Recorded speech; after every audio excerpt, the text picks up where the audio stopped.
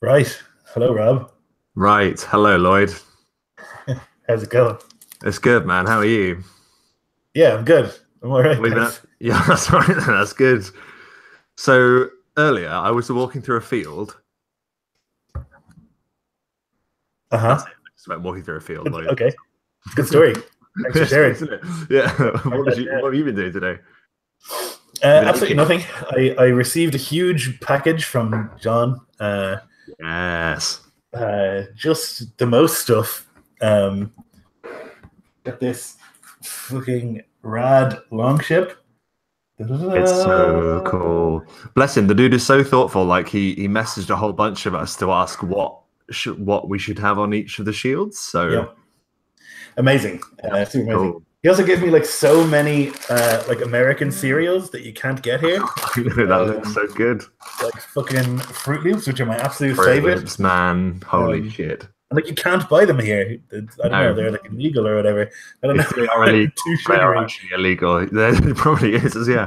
Um, So it's there's like just a a whole bunch of that going around. And I also got Taylor's thing, which is nice. Which is over oh, here. where's Taylor? Oh, hang on, I need to find mine.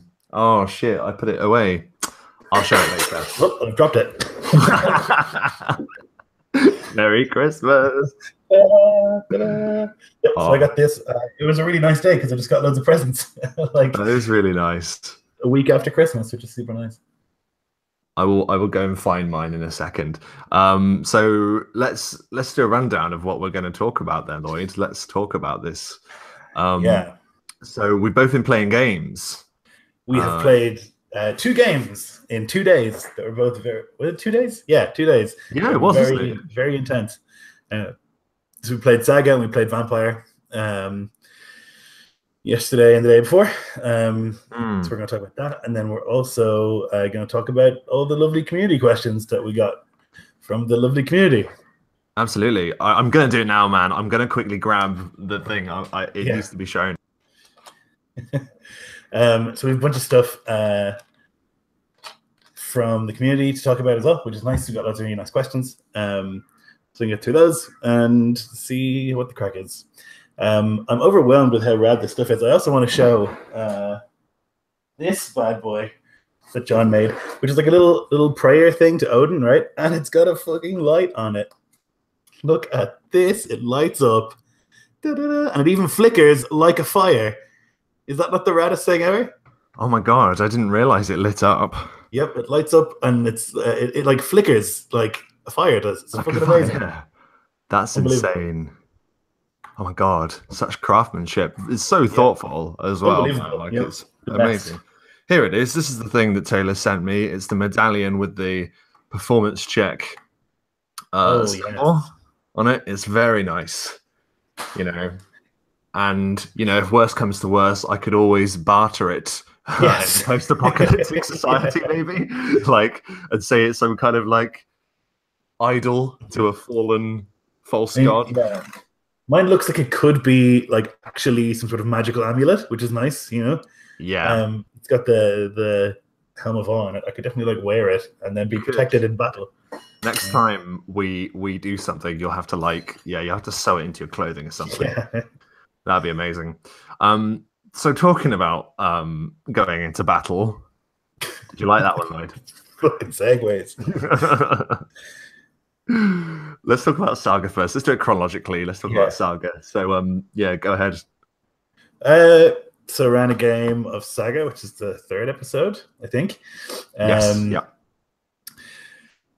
and my thought was going, this is always the mistake I make. I was like, there won't be any fighting this time. It's like a quiet. There was the Carl died, like this really well-known Carl, who was like the oldest man that anyone had ever seen. He was like in his 70s, maybe his 80s. No one really knows, but he was old, really, really old, and he died. And so it was a funeral. And so you guys had to basically organize that funeral, make sure there was enough food for everybody, and deal with the various people who were coming to the funeral and stuff like that.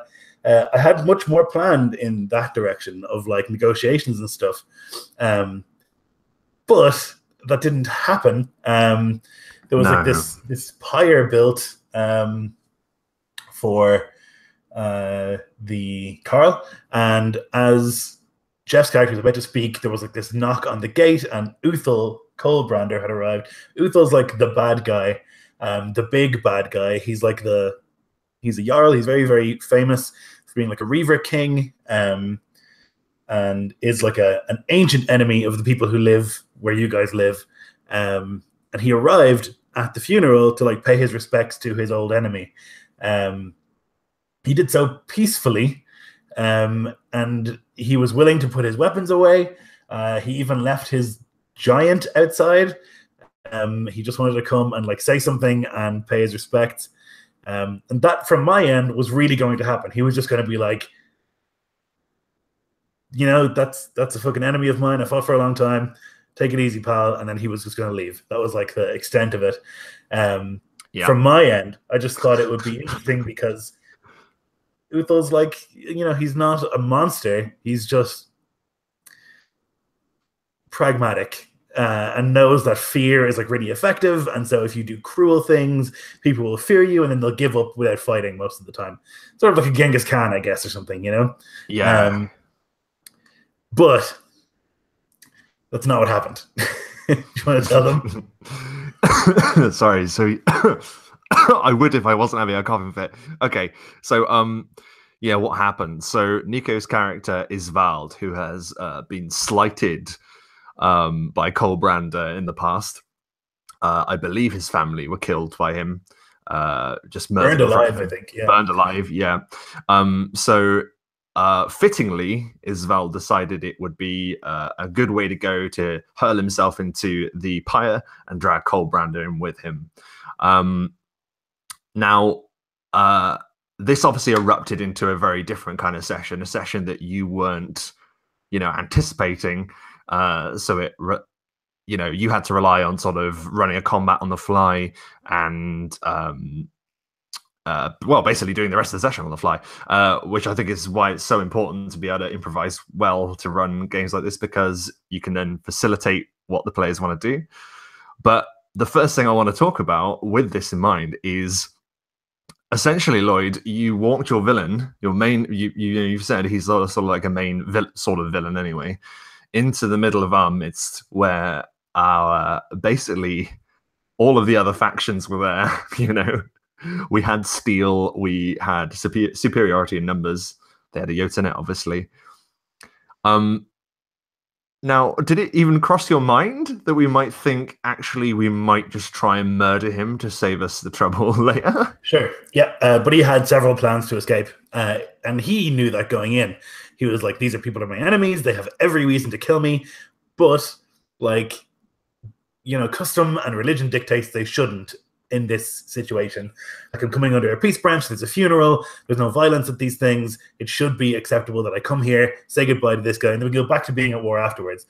But he also knows that it's like a good opportunity to kill him there. And so he brought people with him to ensure that wouldn't happen. Notably, he brought a witch, some sort of Saith Kona, very frightening woman, who was there for basically the sole purpose of, if they try and kill him, she will bring him away. That was like what he had, he paid a lot of money to bring her there for that sole purpose. Similarly, he had paid the Jotun a lot of money to come and stand around and be threatening. He's just one Jotun, but that's still a giant. That's enough. And it's enough to put off a sizable force of men, Now, his intentions weren't violent, but how could you know that? How could anyone know that? Yeah, he marched the giant and a Seikona into our midst, and I mean, let's face it, whatever he was going to say, it wasn't going to be beneficial to us. Or maybe, actually, weirdly, it might be, because there's something that I noticed at the end, and we'll get to it, but there was someone who brought up a very good point about joining the villain, which I don't think gets talked about enough. It's like, why don't we just... Right. Why don't we just side with him?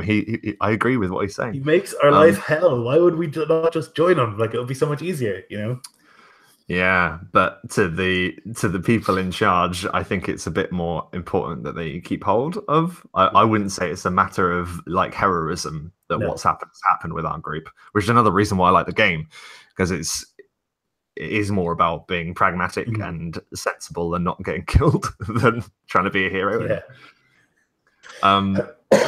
So my character, because I can only really speak from the perspective of my character, Ragnar, he heard that Colbrander was on his way, and Colbrander is the guy, the Escolfin, who basically branded my character on the forehead. So everyone knows he's an outlaw.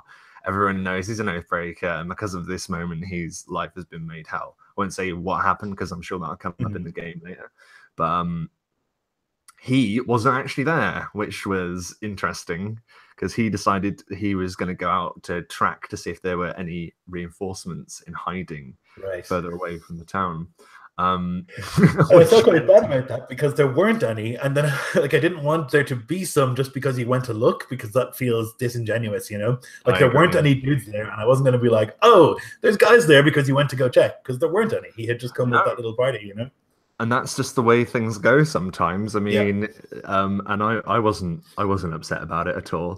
If anything, I found it quite amusing because I went out with my new flunkies, Kval and Gorm, who there's nothing quite like having like henchmen. Like it's really, really fun. I recommend getting henchmen, people. I really like those guys. I really like them, and they're just like yes men, really, like, which I really like about them. Okay, so like, what do you think? What are your primary thoughts about the game and the future of the campaign? Because like we're 3 sessions in now, then this has happened, and shit hit the fan. What do you think? So the hope that I have is that we're going to move away from Ingvik and the Carldom and go explore somewhere and do some Viking, like go on a ship with a crew and go and like be Vikings and like grow a legend that way, because it's very hard to grow a legend when you're just like holding on to the little tiny shitty piece of land you have. So yeah, the hope that I have is that you guys will go somewhere and we can like explore some places, and you can, you know, see some of the weird shit that happens in Iscloft and see some of the other countries, or countries like cultures and things like that. Is my hope. Anyway, it's really though up to you guys what you want to do. Like if you want to just like sit and fortify, like that's also fine and probably a smart move. But who knows, you know? I mean, and that's the interesting thing, isn't it? Because there's what you would do in a realistic situation, and there's what you would do because we're all sat around playing a game and we want to like go on adventures and shit. But to be honest with you, Lloyd, like I'm happy with either. Like I really enjoy the time that we've spent in the area. I know it's only been 3 sessions, but like it's very rich. There's a lot of people to interact with that are enjoyable. There's a lot of enjoyable interactions to be had. But yeah, I like the choice as well. I like that we can go north and try and secure more of the fishing villages. Because to those of you who don't know, the Skolfin are the sort of not savage but incredibly dangerous culture that live to the very north. And yeah, they're the people who like the land they live in is basically not arable. They can't really farm, and so they have to make their living from raiding, you know. Yeah, absolutely. And that obviously makes them very dangerous because they've had obviously very, like, I don't know how many years, but lots and lots of years to practice doing this. So like there's like an entire culture based on taking the possessions of others and killing them for it or capturing them for it. So they're an incredibly dangerous foe. So it's whether we sort of spread fortifications north up through the fishing villages, which won't stop them but may slow them down. Or draw all of our forces into one location, or it's tricky, but this is what I enjoy about your games in particular, Lloyd, is that there's that consideration. You're like there's sort of like a tactical kind of backbone to it. I like there to be no good answer, you know, or no easy answer. Like there's upsides and downsides to every decision that you make. I think like the going on the ship makes a lot of sense because you need a reputation if you want people to work for you in Iscloft, and that's like a very big part of like the Viking culture is that your reputation like lives forever, you know, and so it's like well worth going to do that probably. But then what if they come and you're not there? Then it's bad, you know. So Which Who is knows? why I think, in addition to reputation, I mean, we're going to need. I mean, we're going to need money, Yeah. basically. Like, I think a really good way of working out would be just to like get more assets, get more things that will help us in the effort to fight them back. Hmm. Because I'm confident if we think about it carefully, we will be able to. But at the same time, they do have giants, so maybe not. Yeah. I always forget about the giants. Um, yeah. Speaking of, I got to speak to a giant in the game. That was fun. I spoke to Yosenet, who was withdrawing. He wasn't retreating. He wasn't running away. He was just withdrawing because he was just following orders. But I'm like, my character stands there, and goes, Yosenet, why do you flee? which in fact, looking back at it, was probably a mistake. And thankfully, I managed to talk him. That was a fun kind of one-sided conversation in that, like, he had all of the cards, right? Like, there's you and Gorm and Kavara. So, like, if he was inclined, you'd be dead, you know? So it was just this real sort of, like, he was just, like, tolerating you or, like, humoring you or something, you know? And then, like, Wagner is, like, so ballsy that he had to, like, throw in a bunch of, like, cheeky comments. Which I really like. Tell what Uthal that, you know, what did you say? Like, watch out or something. That his end has come or something like that. Yeah. And it was just like, okay, I'll tell him. But the thing is, and this is something that which I liked for my personal, and again, I can only really speak from my character's perspective, but like he comes from the same place. Like he comes from he's an Escolfin. And like what Colbrand has said, the Jotunet, the giants, they're not animals. You know, they're not savage, or they're a bit savage, but they're not beasts. You know, they're not mindless.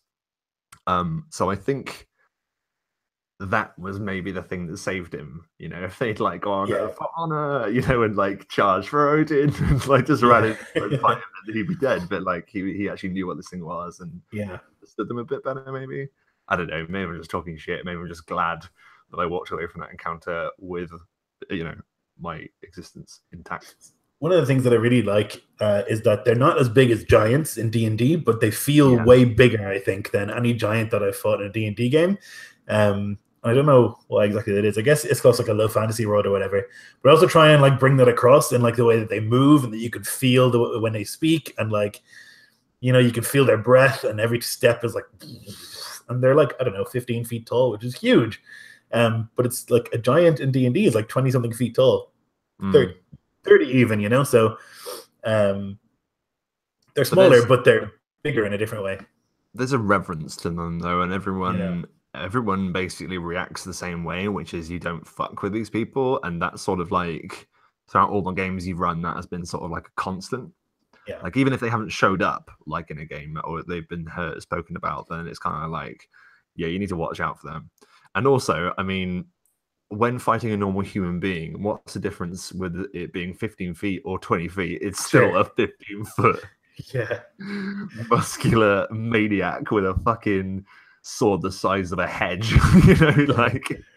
I also put a lot more stock into the size difference than D&D does, because in D&D for lots of things that are really big. But then when it's me, I'm like thinking this guy is like twice the height of you. Like he could just fuck you up like really intensely, you know. So they're scary mechanically as well, because to me, I'm like, there's no way that you could fight a man twice your size, you know. And as we dance ever closer to the edge where we start talking about how Lloyd can batter halflings, let's go to the chat to see who we have with us today. So we have Philip Maddy, we have Jeff Doty, we have Chad Nick, and Fantastic Dimensions. Let's see. I think we'll leave questions to the end. Is that a good idea? Sure. Or do you want to tackle some and then jump onto something specific? If there is something specific, unless there's something else you want to talk about with Saga, because I think there's a lot to unpack, to be fair. But no, I don't know. I think that like that was like an interesting session, but it's kind of like it feels like the end of the first episode or something, you know. Like that's the first arc or whatever, you know, like the first arc. Yeah, I'd say like the Carl is dead. Now you're free to do whatever you want, and you know, what are you gonna do? And all this just opportunity and stuff. Well, that's the last thing I wanted to talk about was the fact that my character has been a thrall for the first 3 sessions, Yep. and through chance, I've been awarded the opportunity to become free, and it was kind of like the dude didn't have a choice. Yep. Arnavid, who is the former Carl's champion, basically either could free me, so I become a free man and I get a vote, or not free me, and then the thing or whatever it's called would become would be tied, and they'd have to do it again. So it was a very quick opportunity to seize power. But I find that really interesting. And I'm not going to talk about this, but particularly in politics in the last 5 years, shall we say, I find it very interesting when nations basically are split down the middle in terms of their opinion on certain things. Brexit, Trump, blah, blah, blah. Not to talk about that. But I like now that we have the other issue now, which is that not everyone voted for the people that we wanted to be in power. Yeah. How likely would it have been, Lloyd, that something, I mean, maybe not for Iskloft, like how likely is there to be like incursion and mutiny and rebellion? I would say unlikely most of the time. Because of the gods? Is it because the gods have made the decision? Yeah, it's kind of just like that's the decision that's been made, and now this person's in charge. One of the big reasons is that the person who's in charge has all the warriors with them. Yeah. It's like the way there weren't many peasants who rebelled against knights because the knight is a man in case and plate mail and he's got soldiers. That's one of the reasons, but also it's kind of like, okay, well, we've done the thing, that was fair, and this is one, and that's fair and square, and we'll just deal with it. Unless there's like real like tyranny or real sort of like bad shit happening, I think most of the people are going to be fine with it. Like not fine with it, but they won't do anything about it, But some of the like more important people might do some scheming, or they might like, be less than productive, or like start to trade outside of town and stuff like that, little ways of rebelling that aren't overt. And people have long memories as well. Yeah. Even though you die much earlier. Yeah. But still. But grudges, are kept. Yeah. Well, we haven't talked about all of it, so for those of you interested, go over. Well, we're already on your channel, aren't we? Go here. Go here. Stay where you are, and at the end of this, click a few buttons and then find that game. Yeah, it's well worth the watch, and lots of surprising things that we didn't talk about as well. Yeah, it was good. So the following night we played the third session of Vampire the Masquerade. And I just really like running this game for the simple fact that I don't really prepare like that much. Like I have a few things that I know are just present threats or sort of obstacles that they have to overcome, but generally speaking, like the dude that had stopped 2 civilians in the stairway. We'll get to it and we'll explain, like, to give this context. But Siegfried was walking down the stairs and 2 civilians were sort of at gunpoint. I kind of just made that up, like, just sort of on the spot. Like, that's what this game is filled with. It's just me thinking, oh, this will be annoying or difficult thing to happen in this situation. Let's see how you deal with it. The 2 bits that I thought were prepped, and the only 2 bits I thought were prepped, was that there would be some sort of Winchester thing happening, and that we were going to be invited to that specific address because you had the address, and the rest of it, I was like, all of that could have been improvised. I knew it was going to be at the Shard. I knew Ventry Towers was at the Shard, but I had to Google the address anyway mid-game. But I thought, it would be cool if I can actually send you the address. That was great. Then you can Google it yourself, and that's part of the game. You actually find it in Google. But it was just a shitstorm, the most fun shitstorm I've ever had. I explained what happened in Saga. You explained what happened in Vampire. Like, where were you when you started? When we were first sired, we were given a job to do, and that was like to silence a particular journalist. The previous session, we went and silenced him, but it ended with a lot of excitement. There was some gunshots fired and a helicopter and all sorts of madness. We had like killed several guards and some SWAT team members who had arrived. And we were like, okay, well, that's bad news. When the session started, we were in that same situation. Like alarms were blaring. They were on like orange alert. All sorts of bad stuff was happening. And then there was like this stand down. Fucking Winchester is coming. And we were like, what the hell is that? We had no concept of what that was. And it was all fine for my character because he's functionally invisible to mortals if he chooses to be, which is fine for me, which is like great for me. I can just kind of like walk around the place. I mean, it has limits, obviously, but you know, to like he can kind of pass without being seen, a bit like a hobbit, I guess. You know, and but the rest of them, like a hobbit. He's exactly like a hobbit. Yeah. What is it Gandalf says? I can't remember. Something about they can pass without being seen if they choose, something like that. Yeah. Either way. The other members of the party are not so unfortunate to be a monster or fortunate to be invisible. And so they were kind of fucked. There was like a big helicopter landed on the roof. And I had this idea that we are already dead. We don't have a heartbeat. We appear dead. Such a good idea, by the way. So it was a decent call. So I got a gun and I shot Tess in the chest and I shot Toff in the chest. And I was like, just play dead. Be dead and they won't hassle you. Just continue to be dead and all will be well. Pretend to be dead and they won't hassle you. Those are words to live by. And then I pieced out. I like started running down the stairs or whatever to get out of there. Unfortunately, Winchester, I don't know how much I should give away. Should I talk about it or? Spoilers for Vampire the Masquerade, Session 3, Winchester Contingency, 3, 2, 1, go. Yeah, so Winchester are like some sort of supernatural response team, is what I got from it. Obviously, there are supernatural creatures in this world because there's vampires and it's World of Darkness, so there's also werewolves and mummies and fucking fairies and all the other stuff. So this is the, I don't know, maybe the English branch of the Paranormal Investigation Squad or the European one, who knows. Either way, they don't fuck around. They come in there with these like night vision goggles and like a UV sort of pad or whatever, and then they somehow put like holy water in the sprinklers. They actually just blessed the system or something. Did the system, yeah. Which is I was shocked because I didn't think that would work. Because I know that garlic doesn't work, and I know that like walking across flowing water doesn't work. So I was like, well, if those don't work, holy water is probably nonsense as well. So I was like, you'll be fine, guys. Just stay dead. Everything will be fine.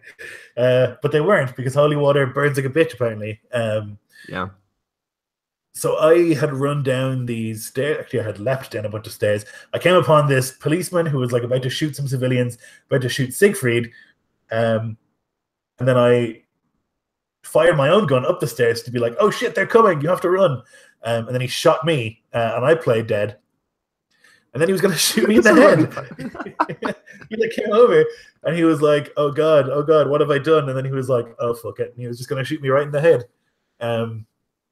Which made Siegfried, who is like the most human of us, have to bite a person, which he's not keen on. It was just absolute chaos. So that happened. We then book it from that stairway into the other stairway across the hospital. And then as we're doing that, Toff, who had been up the very top, which is Lionel character, he didn't play dead. You're like, play dead, Toff. And he was like, oh, my sister, is she around? And it's like pitch black. There's no light. And so they immediately are just like, well, that's a vampire. And they fire a bunch of like incendiary rounds at him. Luckily, he's a Bruja and has celerity. So he's like zipping. He like leaps over the banister of the stairs and just like falls 10 floors, fucking bong, bong, bong, bong, smacking against the rails on the way. And he catches up to us, even though we're like hundreds of feet ahead of him. And the three of us run into this other stairway all the way down to the basement and get into a sewer grate. And then Tess is still upstairs. She's still playing dead. And then the dude, how did he figure it out? Oh, it was the holy water. Wasn't it? The sprinklers. She like had to get up and do something about the sprinklers because the holy water was burning her skin. She tried to fight this guy, and he was like fucking samurai kung fu badass monster who like pulled out these particular vampire fighting weapons, and Tess had to bail. She just ran, didn't she? Yeah, she threw herself over the staircase. Yeah, he basically like threw his gun away and he said like, Yeah. I've been waiting years to fight one of your kind. I don't want to make it quick. Yeah, that Right. was Yeah. good. Yeah. Yeah, and then she hurled herself over the stairs. Another running theme, just hurling yourself down stairwells. Yep. I was frantically looking through the book for like falling damage in Vampire because I was like, what if we throw ourselves too far and we just turn into a pancake? Because I looked up, there is a terminal velocity after 100 feet. Yes, yeah. But I was panicking because I was like, oh God, what if one of us accidentally jumps too far? I'm pretty sure that you can't actually be killed from falling damage alone. You can only be knocked into torpor. Exactly. So you will never die from. You could hurl yourself from the stratosphere and you live. Yeah. In burn up. Yeah, you'd still be out for the count and broken into a million pieces, but you would live. Madness. So then Taylor managed to get into or out of the hospital, and there's all these people who are like trying to deal with the chaos, and they like put her in a blanket and they're like, stay there, it's all fine now. And the dude in the top floor like looked out and like put his goggles back on. He was like, yeah, I'll remember you. And then she just like got into her car and then she was like texting us being like, hey, where are you guys? Where will I go? And I was like, don't tell her anything. So we were like really vague about where we were going and what we were doing and stuff. And eventually we met up back at home and got out of there. But it was a very intense escape from the hospital. There was some really cool moments. I think I really liked it. It was really fun. And it's mainly just fun because you're all very good at sort of doing things on the fly. So I feel comfortable. I can say, oh yeah, by the way, now this is happening, and you just have to deal with it. Yeah. Some of it, like I have like an idea of what's going to be, but most of it, because I really like the chaos of it. Like and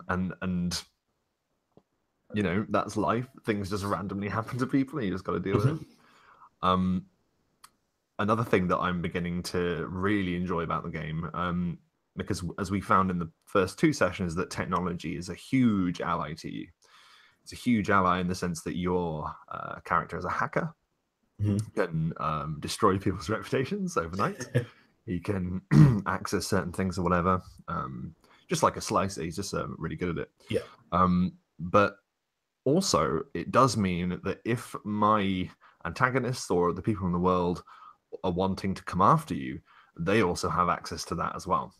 Yeah. Which is really cool. So in the first couple of sessions, you've been worrying about security cameras and things like that, and now there's all sorts of different threats that could be used against you, and you wouldn't even know about it. Which is it's so good that we have someone like that has your abilities now that I look back on it, because like if you didn't, you'd be fucked. I think it's essential, almost in a modern game. And I feel the same with like Star Wars, and I feel the same with like Harbinger or whatever. You need somebody who is like tech savvy, or else the bad guys will just fuck you with it, you know? Like you don't have a hope. If they have like somebody, particularly in like a modern setting like ours, where all of your money is tied to various online things and all of your like your identity is tied to online stuff, somebody can just get in there and just ruin it. Particularly like because in games like this and in movies and stuff, hacking is way more powerful than it is actually, you know? Like maybe it would be possible for me to, you know, ruin a man's life that way and pretend I'm him and go into places. Yeah, that's possible. But maybe less possible is, you know, I don't know, whatever, hacking into mainframes and whatever else they do, and you know, but it's possible in the game, you know. It's possible in the game, and it's not necessarily possible in our world. It's definitely possible in Star Wars. It's possible in like lots of sci-fi stuff. This whole like Neuromancer and like Android Netrunner and stuff, they're all based on like the hacker sort of thing. It's a big part in Shadowrun as well. Big part of like modern-ish games. And so I think it's great because there's like a whole extra element on top of like, oh, there's a bad guy, he could kill us. It's like, oh, he's a bad guy, he could ruin us, or you know, like he could do all this other stuff. And yeah, I really like it. It's one of my favorite things about modern games. Yeah, and also it's like one of the biggest tools ever I found for running this game is the fact that I can send you news alerts. Mhm. I don't have to say, "Oh, you're walking through the town," and then a courier approaches you, or Yeah. you see that a house is on fire or something. No, no, no. There's a bing, and then I say what's on the news, and then suddenly you know what's going on in your area. Like, and you can look at the news and find out information. Like, technology is a superpower in these role-playing games. It really is. So that's just super helpful because like it speeds up the game like so radically as Yeah. well. You don't have to. You can talk to people all the time. You can just ring them Yeah. or text them unless your But phone it is also dead. makes missions so much more difficult in some ways because things like cameras are in effect, things like ID cards and all this sort of stuff, like doors that can't be opened without certain codes and stuff. Like it's more than just like I kick down the door, you know. Like if somebody recognizes you and you're doing like a thing you shouldn't be doing, something illegal, then even if you get out of there safely, they could find you days, weeks later. You know, very good Yeah. for tension, I think. I just really like the idea of the idea of vampires, which is obviously a fantastical idea, a fantasy idea, colliding head on with a genuine real world. Yeah, And people wondering where people have gone, like yeah, when they become vampires, and you know, like you were saying, security and stuff being a problem, like to their cause and shit. And the internet must be so dangerous if you're trying to like hide the masquerade. Like, yeah. holy fuck. I imagine that Like it's with all, viral videos and stuff. Like, what if yeah, somebody had taken a 2 second video of their phone of Donica going, right? Like, what the hell? That's all it takes for it to be like, masquerade's broken, we're fucked. maybe they did. Yeah, maybe they did. Yeah, I mean, it's just really fun. And then the rest of the session was really just like recovering, like from the shock. Yeah, And there then, was some really like sweet and tender moments, like Tess asking for a chocolate bar, no, which I loved, and like it's like real intense conversation between Siegfried and Donica, where he was just like, "You have to just like nut up and shut up and like stop whinging. You can't do anything about it. Like you're not a person anymore," which I really liked. Because to me, Donica's like a logical person. He's like a maths person, you know. He's always been a maths person, and he like looks at the problems that he's got, and he's like, "Okay, I cannot solve them, so I have to just like deal with them," you know. Like I can't be alive anymore, so I have to like be dead, you know. yeah, man. And it's just really fun. Like one of my favorite bits was just Toph just just breaking his cover completely, like, and not Yeah. even for a good idea, but it's because he's a Yep. Bruja. Sorry, the Yep. first thing he thinks of, he's like, "This will do." Yep. The other thing, like because he's a Bruja, he just like refuses or like instinctively hates being told what to do, you know. Yeah, So he's like, "That's a good idea, but my idea is better," you know, yeah, which I and I like a like, lot. yeah, I like every game. I try and get something in that's a little bit frightening because I still believe it's it's still a horror sort of thing. So there should be Mhm. moments of horror, even though you are the monsters in a sense. I really enjoyed the boot of Oh the yeah, oh, Winchester dude like next to Tez's that was face amazing. Yeah, because could see it very clearly. yeah, it's just like that kind of idea would terrify me. Like imagine if you, just as a normal human being, have to play dead and there are like people with guns like checking to see if everyone's Yeah, dead. Like holy shit, that's a terrifying idea. big time. Um but overall really enjoyed it, and it's a game where I don't like I'm just like completely hands off with it. Like I don't really like and just throw stuff at it and see what sticks. And Yeah, that's really quite liberating in a way. I really like the implication that there's something else. Like Tough was talking to some dude called Sid, and they wanted Mm. to talk to me for some reason, which is great because Donica already, like I was saying to you earlier in the chat, like spent his whole life working for a corporation and like eating shit from them and like having to go on training weekends and having to sip coffee with these people he didn't really like very much and having to just like do what he's told to get the money to pay for his family or whatever. Um, he doesn't want to do that now. Doesn't have to fucking listen to the same corporate arseholes, you know, It's one of the vent most, through whatever. yeah, it's one of the most classic themes of any kind of supernatural story like that, is that you only really truly begin to live once you're dead, Yeah, and you're gonna live in a lifestyle that well, obviously you have some restrictions. You have like a really rough deal being a Nos. Yeah. But there has been hints to Nos, and I'm really, really pleased. To be honest, like, because I knew that I was just going to drop you in London, I've had all of the major Camarilla factions at least sort of fleshed out from the very beginning. So if you Yeah. happen to stumble across them, they would be there. They're in their specific locations. And I'm really pleased with the Nos, and so hopefully we'll see them next session, maybe, if you decide to go, because I think an important thing about this kind of game is just there aren't going to be sort of milestone events. Like I call the hospital like a milestone event, like, Yeah. holy shit. Well, obviously it's 2 and 3, like it took 2 sessions, but I'm looking forward to just dropping you back in once you get another objective and just letting you approach it the way you want to. Yep. Because that's how I think it's a Vampire game should as well run. that will like benefit from split focus as well. Like Mm. like not everyone will want to go and speak with this person, I guess. Like Tess and Siegfried might not want to like meet with these scary like punk anarch, whoever the fuck they are, people that Toff hangs out with. But they might want to like do some work for the Camarilla, or like Tess might. She's a Ventru, you know, she might want to like get involved in that shit. Which would be really interesting. So I think it's a good kind of game where you can go, let's go over here for 10 minutes and see what's going on. Let's go over here for 10 minutes and see what's going on. Like it even happened in the hospital, you know? Yeah. It's a good kind of game for that. Well, that's it. Like with combat as well. Like I really like it when there are different things happening at the same time and in different locations. Like it feels very cinematic, like jumping between the two. And also it means I can sort of manipulate players' feelings, because when something awful is just about to happen to one of you, I can then jump to the next player and let them stew on it. And it also gives them time to think about what they're going to do. Yeah, for sure. So Vampire, I think that's it for me, really. Like, I'm just happy with it. It was a good fun. Yeah, it's great. I'm looking forward to the next one.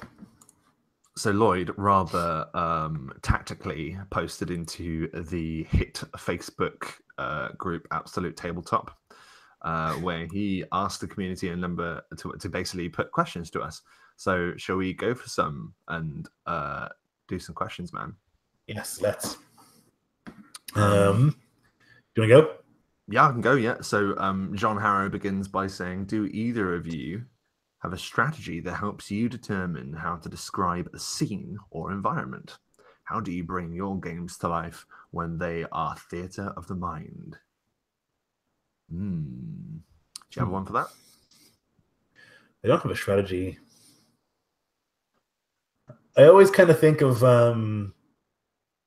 what's his name's gun, you know? Like if you mention something, it should be important. Chekhov's gun. Like if you mention it, it should be important. Agreed, yeah.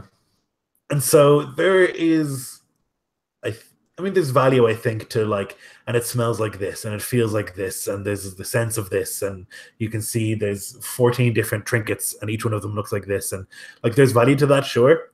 But to me, I'm like, you're in a long haul, here are the people, right? Like that's to me the important stuff. I like to get to the nitty gritty as best I can. And I think that's probably evident from my games. I don't, except for Middle Earth, maybe I don't spend a lot of time describing the environment unless it's a really important environment. Unless it's like you're in Rivendell or you're somewhere really, really noticeably important. Yeah, like I don't. To be honest, like it's not something that I stop to think about too much. I mean, when I describe an environment, generally speaking, I will be very descriptive about the environment in terms of the way it looks like. But my emphasis generally rather, is on the mood rather than the actual things that I'm talking about. So I'll be telling you about the environment, but the environment will reflect the mood. So if in a terrifying cave, like I will say, like, and there are terrifying stalactites that hang from the ceiling that look like an open maw, inviting you into the darkness and into the danger, like that kind of thing. Like it all goes back into telling a player something about how they feel, because they instantly understand what a cave is, but it's good to be told the feeling that you get when you go into the cave at the same time. Sure, yeah, and the kind of cave or whatever, and yeah. So I know it's a bit vague, John, but that's how I do it, I guess. Yeah, go ahead. Kaya says, I played a hard-hitting game of standard D&D before Christmas. and enjoyed the tactical element to combat. Because the classes have different strengths and above all weaknesses in combat, positioning and supporting one another was essential. The party depended heavily on one another. I find in non-Magic games where almost everyone is a frontline fighter, this is far less important. Except maybe when someone drops 2-0. Do you agree? Does this matter? I strongly disagree with that idea. I think it's way... I think the most tactical game that I've ever played in was Nico's Roman game, and we're all the same class in that. But we fought like a Roman legion, like we had to. We had to like stand next to each other and put me in the middle because I had certain abilities, and put this person on the end because they had the most hit points, and like that felt very tactical to me. I haven't played a lot of standard D&D, so maybe it is more tactical. But I really haven't played a lot of it.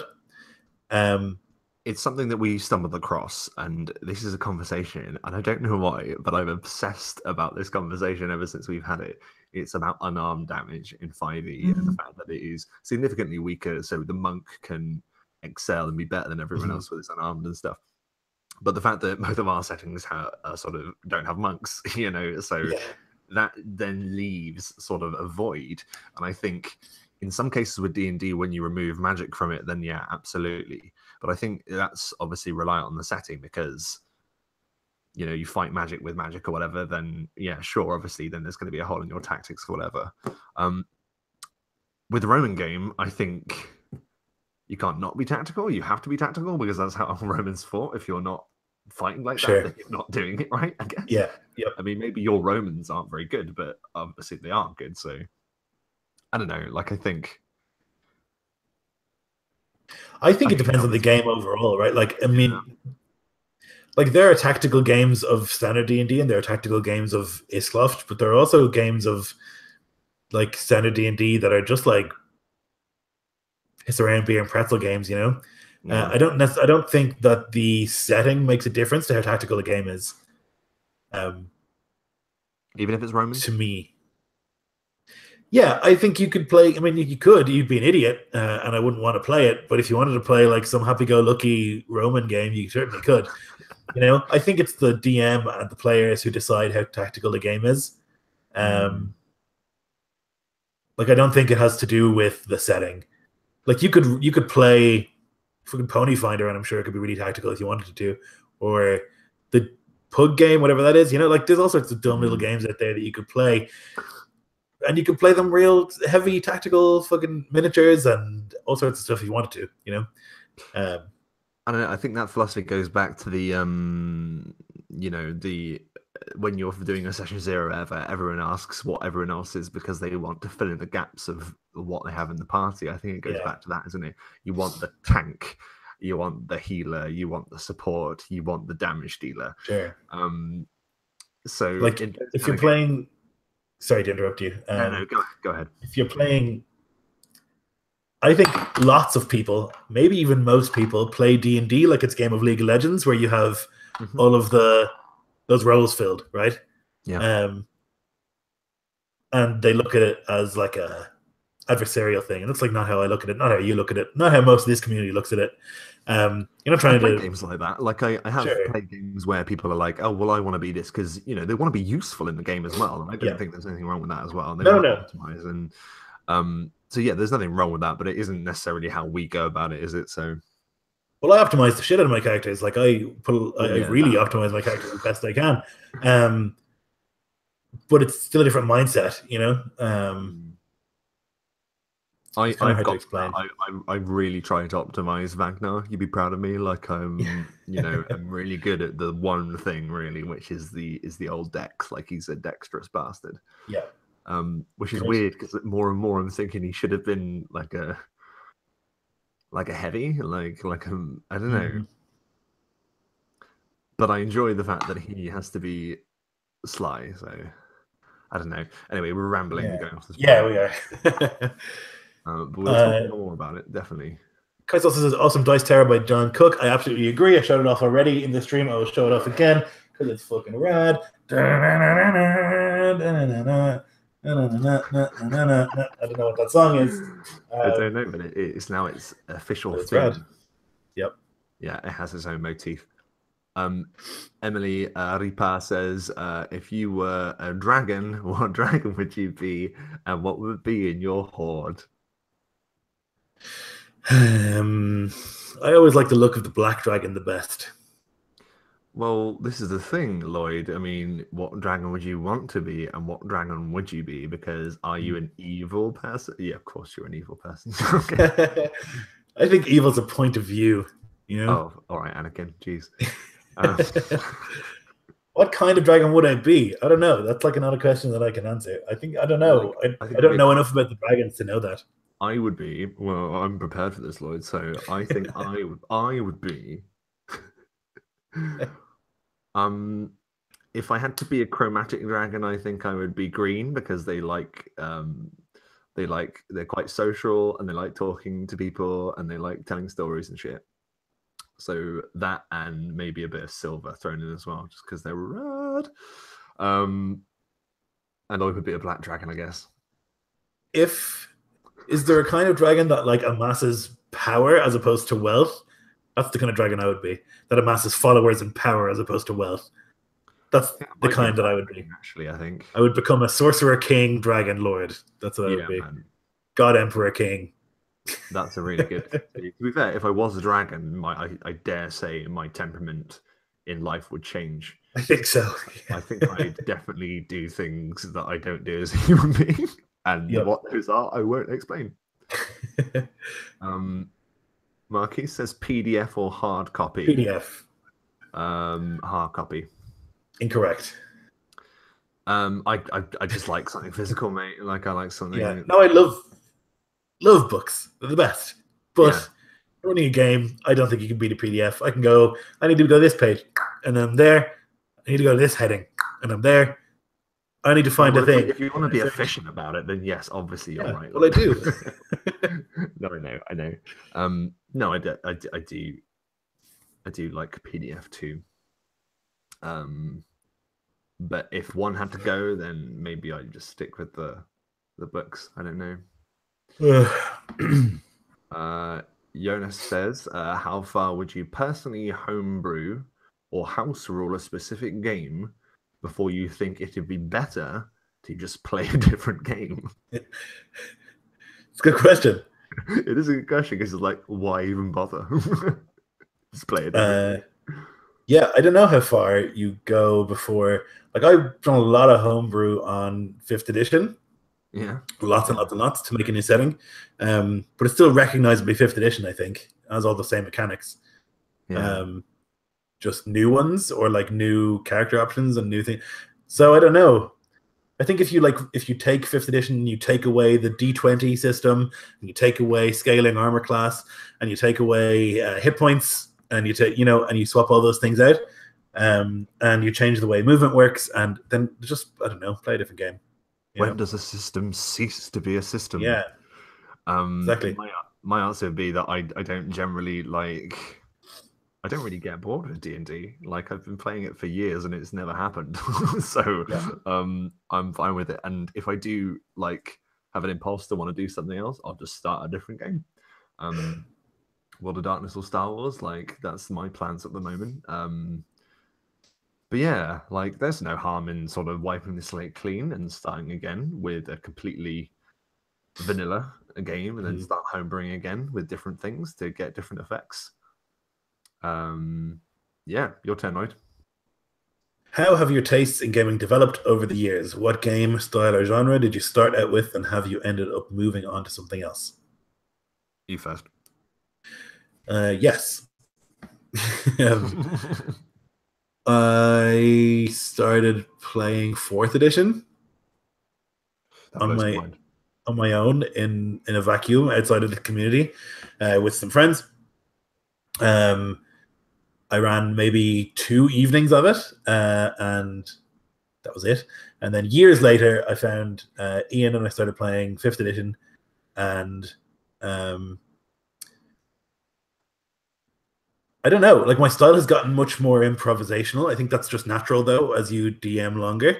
I think when you start, you want to have all the answers ready.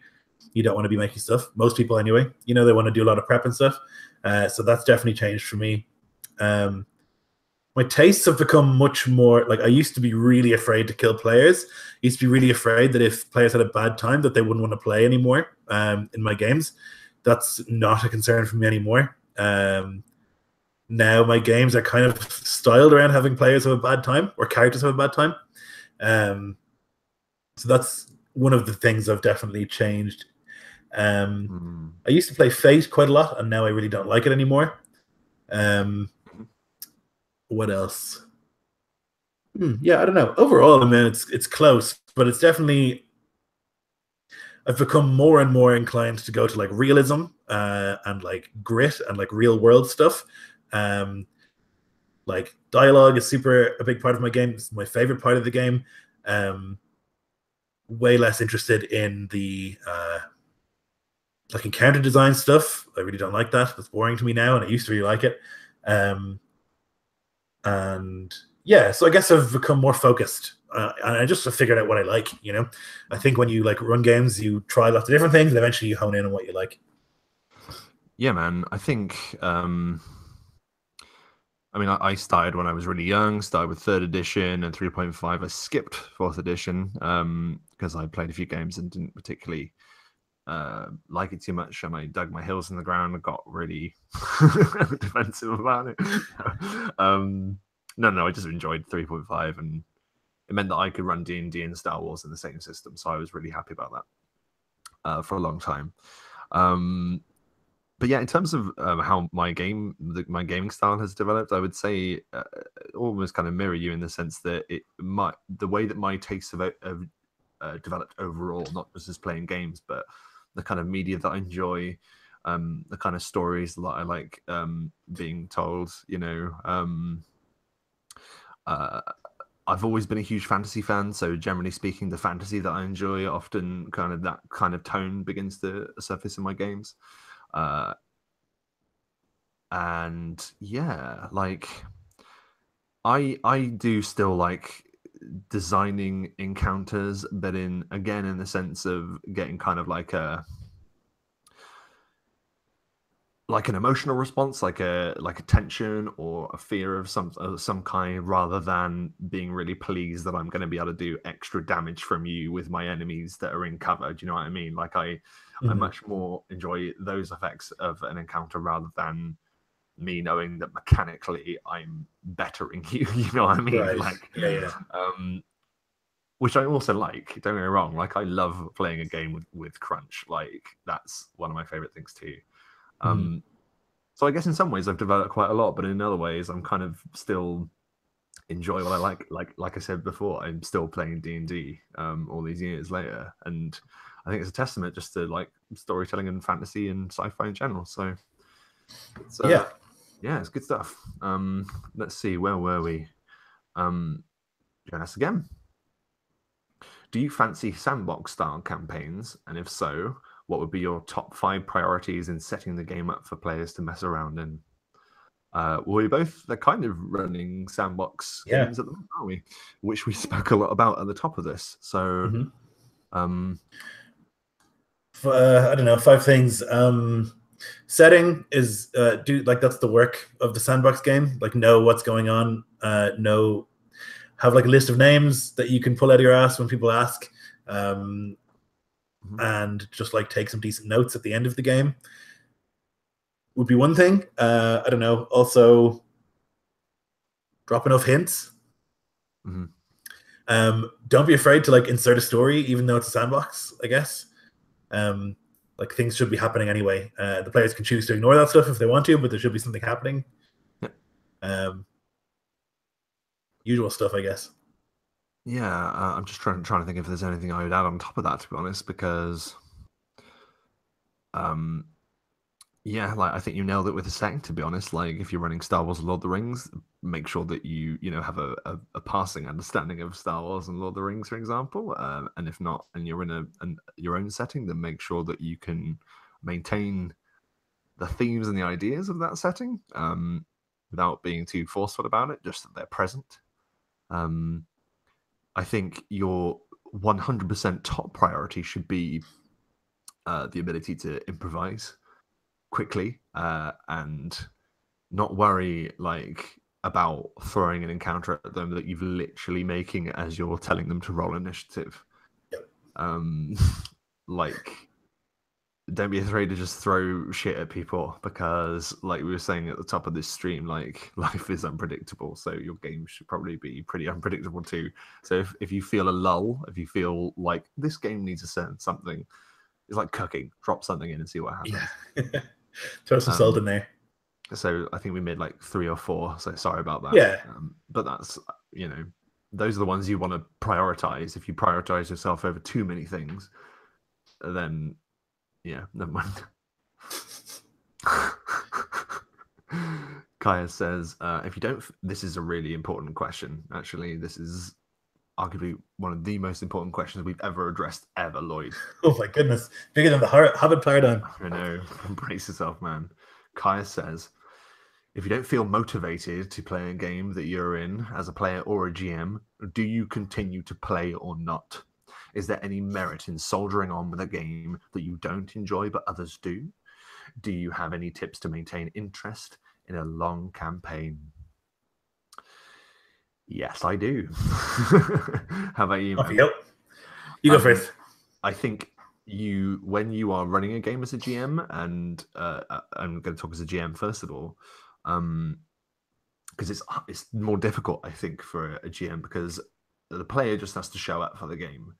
And more often than not, once they're in the game, they'll probably find themselves enjoying themselves. With the GM, it happens like however long you need to prep before the game.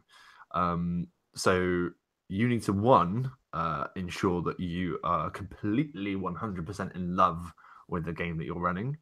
You need to enjoy what you do, because if you don't enjoy what you do, you won't do it well. And that's where it begins to flag. So you need to make sure that there is space in your campaign for you to be able to sit back and enjoy it. You need to be able to enjoy it.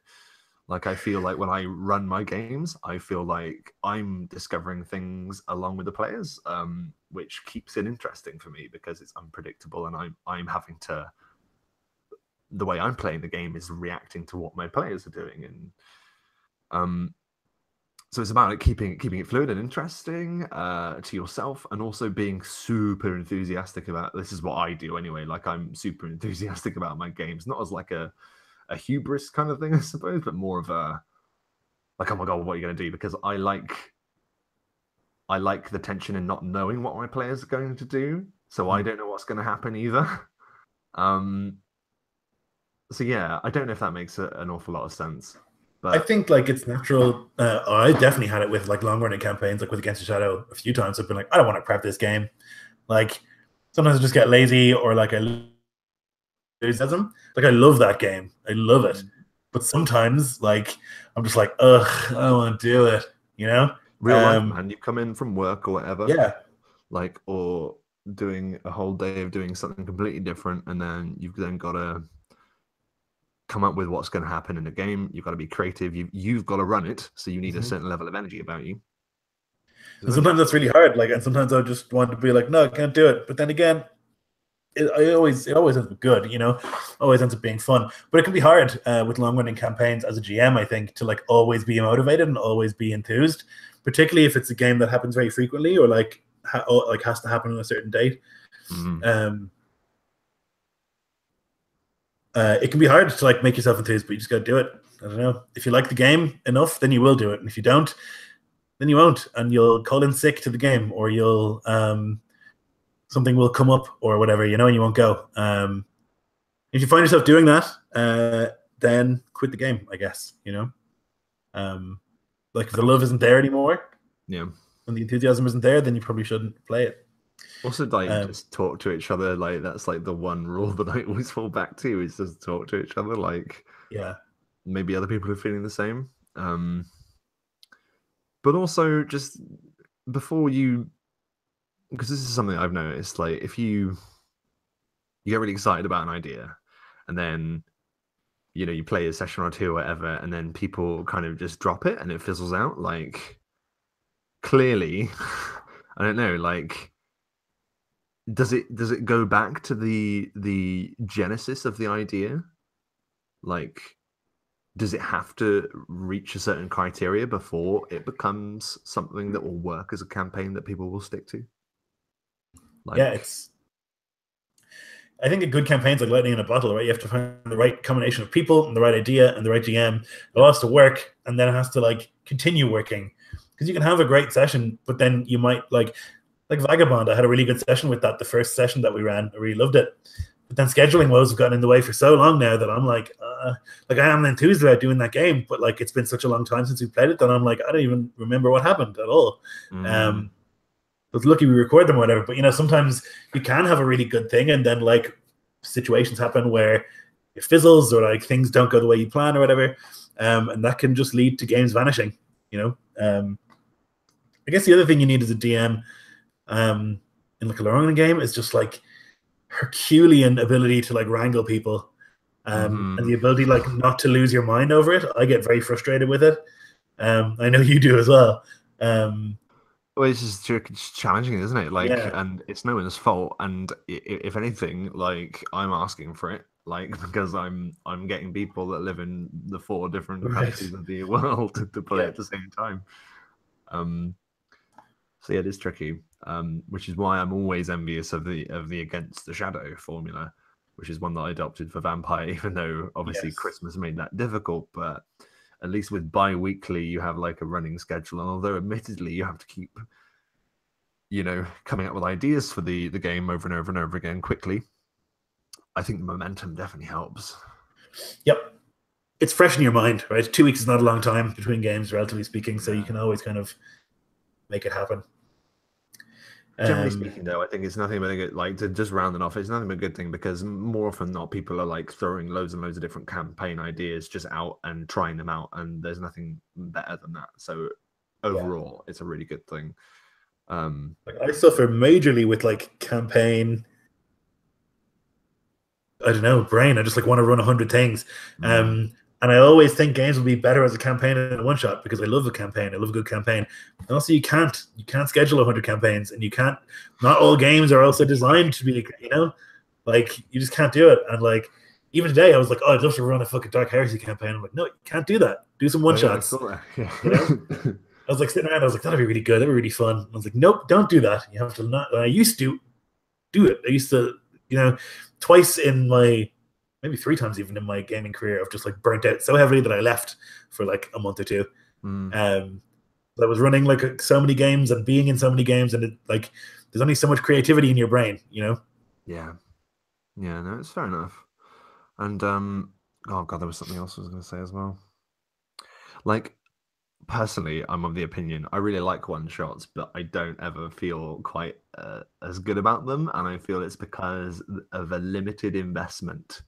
Yeah, because it's going to be a one shot. And don't get me wrong, like you get some really cool ideas. It's like short stories rather than novels. You get like a really cool flavor and idea and stuff, and maybe that's all you need. Yeah. So it is good to have those, I suppose. That's a really good question, Caius. That's really good. Where are we? It's your turn to read, I think. Taylor says, how important is it to stay immersed in the game and world for the duration of the session? Are there certain games that lend themselves to more chatter and jokes and out of character comments? What about for the DM? I think generally it stays the same for me. Like, I think all the games that I run, there is a certain level of levity to them. But I'm just blessed with having players that know when it's appropriate and when it isn't. I think that the side chat is the place to do that. Like sometimes I'll come into a game and I'll be really giddy. Like yesterday I came into your vampire game and I was really, really giddy. I was like really like enthused and like hyped up, and I didn't want then so I was just like typing a lot in the side chat, which like doesn't pull away the immersion of the game, I think, right? You're still in the game. I think it's pretty important. I think it depends though on the kind of game you're running. Like if you're playing, like I've run lots of comedy games in my time, and it's not really as important there, But in like episode 3 of Saga, where like this badass has come to a funeral, like that's not an appropriate time to be making jokes, or like in like a character dies or whatever, like that's not a good time. Like just pick your moments. I find just addressing when something that I find funny happens in a game, whether I'm a player or a GM, generally speaking, I will draw attention to why it's funny while still playing the game. I won't stop the game and go, "Hey guys, isn't this funny because of this?" No, I will say that the character reacts in this way because, and it increases why it's funny or something. Like I Yeah, don't play role-playing games to write a sitcom. You know what I mean? It's something. yeah, But then again, I am a human being, sure, and we all find certain things funny, and it's good to enjoy that. So, but like you just said as well, like it's sometimes it's more appropriate than others. Iscloft is rare, but even in sure. Iscloft, there are funny things that have Of happened course, like yeah. already. Sometimes you get like Um, something so awful that's funny, like sucking an eye out of a head, right? Like that's like oh fuck hell, so awful, but it's also like so funny, you know? It's like it's great. very hard to deal with that. I think the break is the time, right? Like to Yeah, me, games online are like this. You go, and then you play for an hour and a half, and then there's a break, and you go, and then you go, and then you play until the next break, and then you can like relax again and like laugh about it and joke about it, but then you're in again, and you have to like fucking get your game face on. that's a really good analogy. I like that, Lloyd. Yep. There Yeah, you I go. think you're pretty much Keep that spot one. on there. Yeah, did that at all. I'll put it in my pocket. All right, Right, two I more think and we're that's all. done. Well, let's just have a quick look in the because I did say in the YouTube chat if people wanted to ask anything, but I Oh yeah. don't think there is anything. I don't see Um, anything with any question marks. oh, Kai says some. Why don't you like Fate now? Why don't I like Fate now? Um, I don't like Now, now. Yeah, I said I don't like it anymore. I don't like the mechanics of Fate anymore. I think they're not very mechanical. Um, mm, Also, my experience with Fate has generally been that you can use the game's mechanics to defeat basically anyone by just stacking. I think they're called advantages or aspects. I can't remember. Stacking all this stuff up makes sense. and then like making one big attack. It's happened to me in lots of the games I've run. I ran an Avatar game using Fate, and they like fucking battered the Avatar with doing that, and that felt dumb, and I didn't like it. Maybe I'm just salty, but I just like a bit more crunch in my games nowadays. I think is what it is. Me too. I don't get me wrong. I've enjoyed Fate when I've played it, and I think it's good as a. If I had to give Fate another name, it would be the Facilitator of Dreams, and it would be like, look, I've just got back from the cinema after watching. Oh, I don't know, Yeah. a Transformers movie. Okay, I wouldn't. I wouldn't be seen dead. No. But, but if I wanted to, I know that I could go to Fate and I could do that evening. That is the Yes. strength of that game. Mhm. However, like a dream, it is insubstantial. Yeah. You could only whisper it. You can really whisper it. And leave not a rack behind. Um, God, too much Shakespeare in my life. I'm going crazy. Um, so yeah, let's talk about the future before we go then, Lloyd. So what have you got coming up? Future. Goodness. You're taking a bit of a break, aren't you, after a couple of days? Yep. Starting on the 8th of January. 8th of January, we're actually doing Against the Shadow. But after Oh, that, yes, we are. there will be a 3-week period where I'm not running any games or being in any games. I think maybe we'll do Vampire. Mhm. I think we are doing Vampire. Other than that, almost nothing, because I'm doing this theater opportunity, which is great. Yada yada yada for kids and directing and whatnot, which would be great. But it's every day. It's like 10 to 6, including weekends. So it's going to be pretty full on. Very excited about it, but it's going to limit my gaming capacity for a while.